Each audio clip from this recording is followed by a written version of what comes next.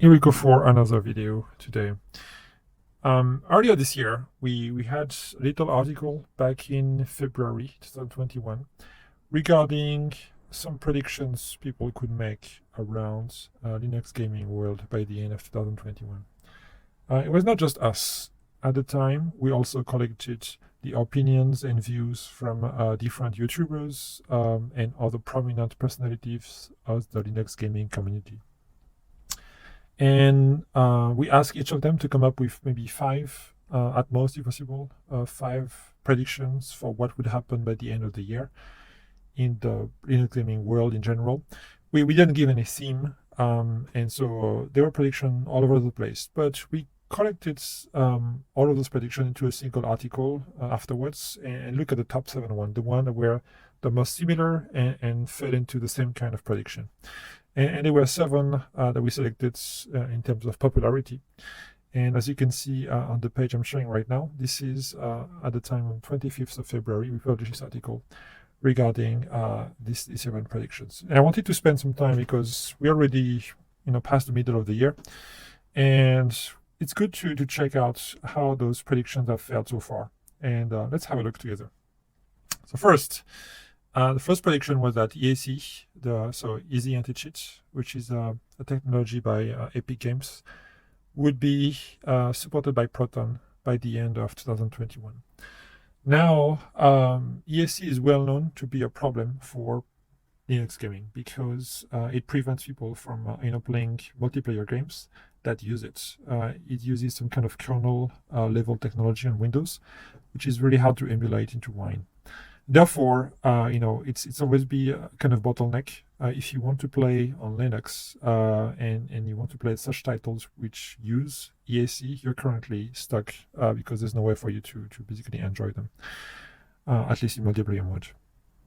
However, we've just heard from Valve following the Steam Deck announcement that EAC would actually be fully supported by the end of the year. We don't really know what this means in details, whether or not I would say that the Linux version of EAC will be somewhat different from the Windows one, or whether it will be a kind of emulation that will be a proper and wide support of EAC through Proton. So for some reason, it looks like Valve is working directly with publishers on this.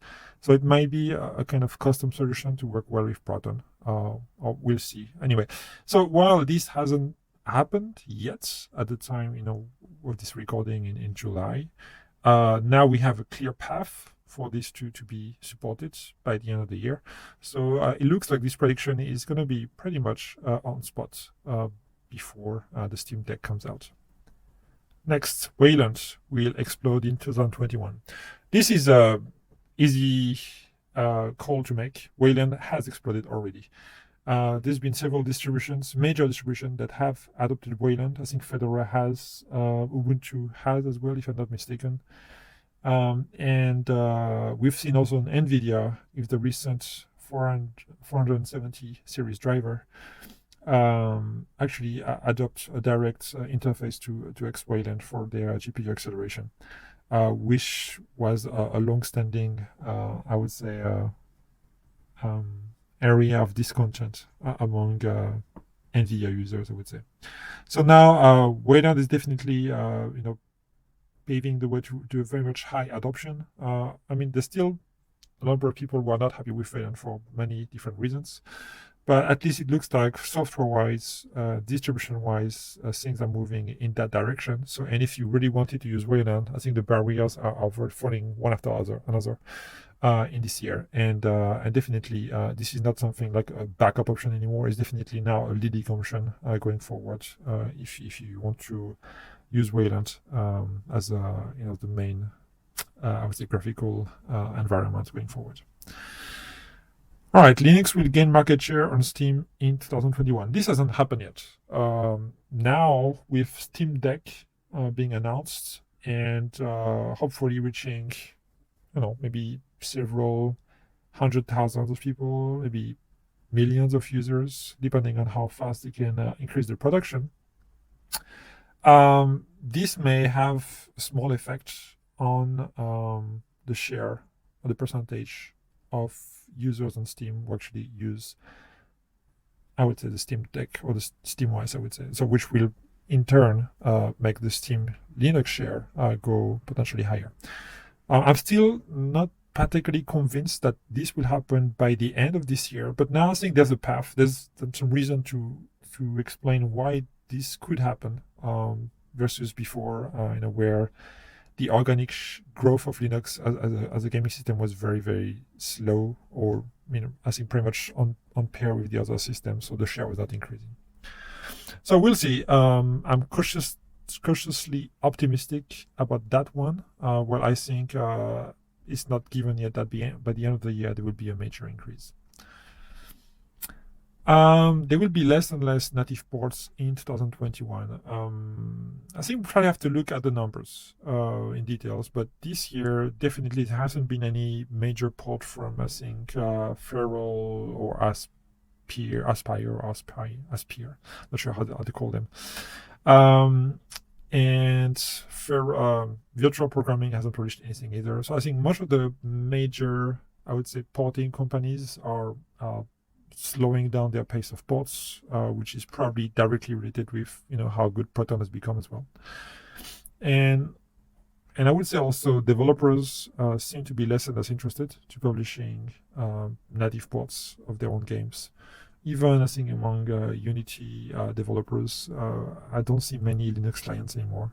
Some do, but it's very very few overall. So I think this one, it feels true. It feels like it's decreasing further, but I think we'll probably have to actually look at the real data to make a clear judgment whether this has been the case. I would say with Proton being announced as the main system, the main way to play games by the end of the year with the Steam Deck release, I think it's going to be less and less likely that people will bother about making native ports.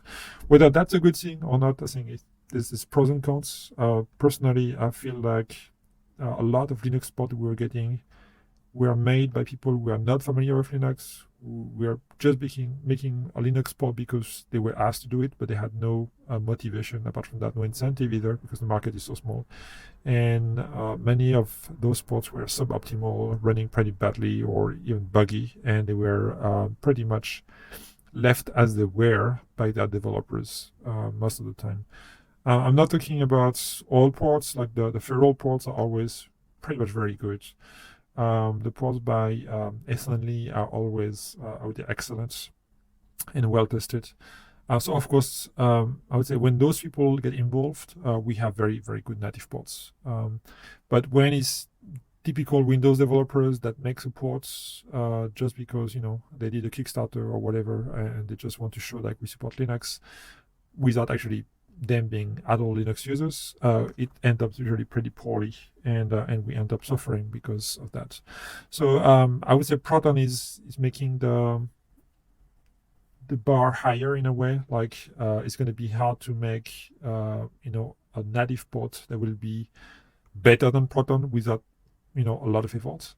So it will basically show those developers like if you can't really do anything good when it comes to porting, you should just rely on Proton. And I think it's not a bad solution, because that will open up I think a way for developers to actually easily run their Windows clients onto Linux and just confirm that they're working as expected. And if Proton is somehow easy to test, so I'm guessing the Valve will probably have some tool for non-Linux developers to test that kind of Proton. If there's a way for those developers to quickly confirm in one way or another whether they need to do modifications to their ongoing I think builds, there will be, I think, a net benefit for Linux gamers. Now, new hardware from Valve and new SteamOS in 2021. This one is a major yes. This was doubtful. I mean, we didn't know at the time whether or not it would come true, and whether that would come true in this year.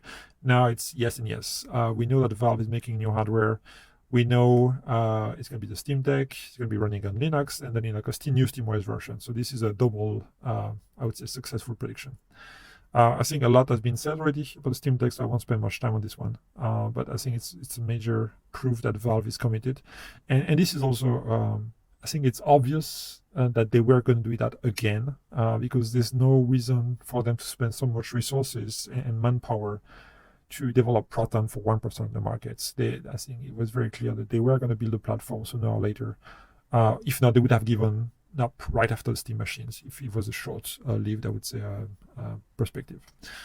Now, next, Proton's compatibility will be more visible on Steam in 2021. Yes, I mean, it's depending at the time when we wrote that kind of prediction. We were thinking, I think most of us were thinking that it would be a kind of UI system that would indicate whether or not that game would run on Proton within Steam directly, outside of the ProtonDB database that we have nowadays. And actually, Valve has been surprising everybody, including us, by announcing that all your games will work with Proton and on Steam OS 3.0. I still don't know right now, at the time of recording this, how this will be possible. I'm guessing there will be a major overhaul of Proton to make this, into reality very soon.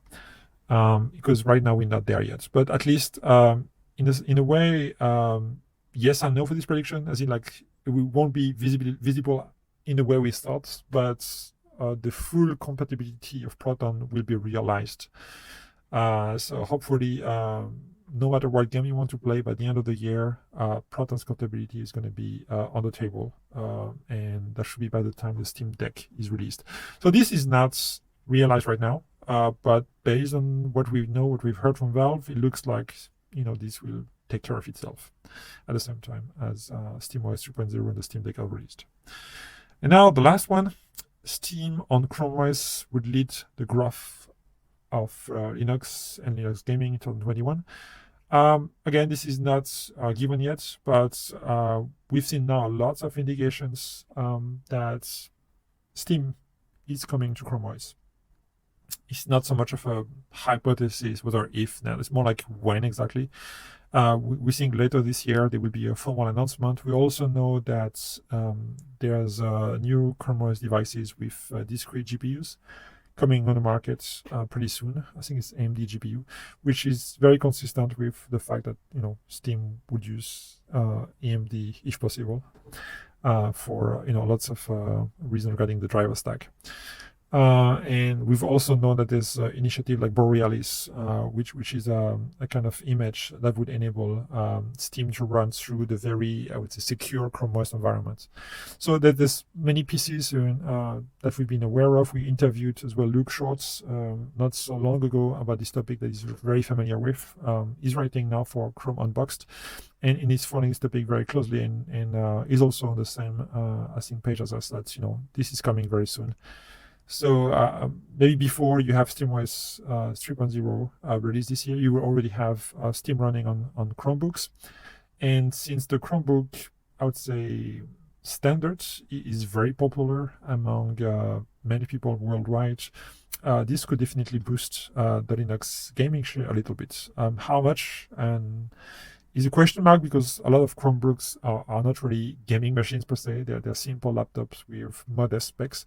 But even simple laptops with little, memory and no GPUs can run a lot of indie games. So even if you can't run the main AAA games that you would run on a console, there's maybe like 40-50% of games that run acceptably on this kind of device. And if you're using that kind of device for productivity and you want to game a little bit on it, and Steam is available on Chrome OS, that's basically Linux gaming there.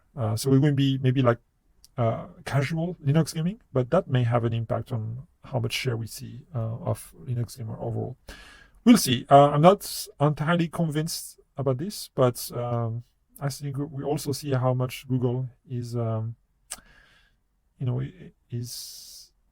motivated by this kind of initiative, like how much they want to push it forward or not. Whether it's going to be a simple experiment and wait and see, or whether there's a kind of huge partnership between Google and Valve that's just bound to be announced.